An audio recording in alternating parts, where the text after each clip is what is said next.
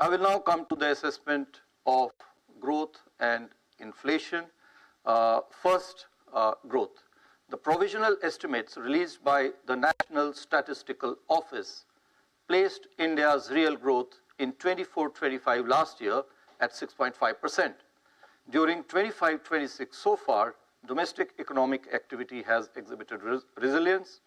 Agriculture sector remains strong with a very good harvest in both the Kharif as well as Rabi cropping seasons.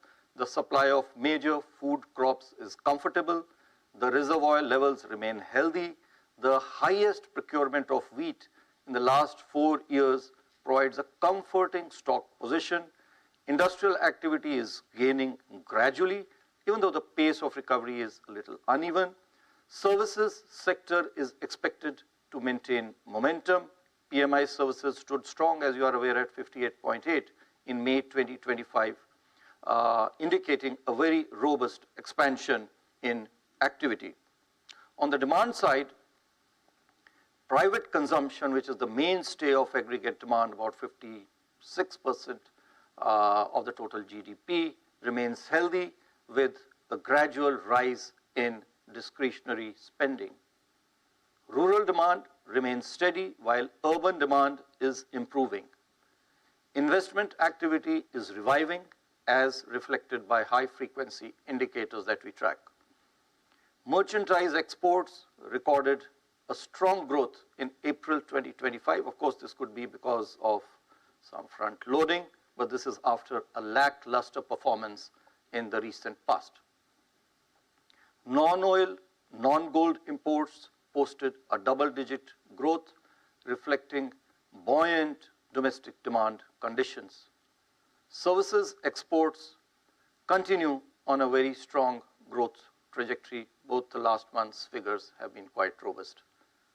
Going forward, the outlook for agriculture sector and rural demand is expected to receive further impetus by the expected above normal southwest monsoon rainfall. On the other hand, sustained buoyancy in services activity should nurture revival in urban consumption.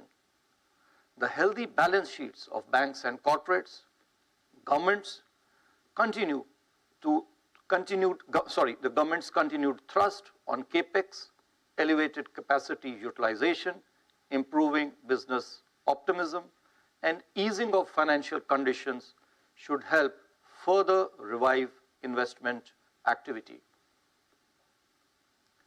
Trade policy uncertainty, however, continues to weigh on merchandise exports prospects.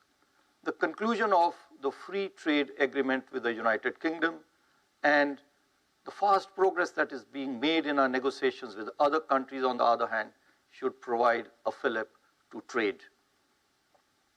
Spillovers emanating from protracted geopolitical tensions and global trade and weather-related uncertainties pose downside risks to growth.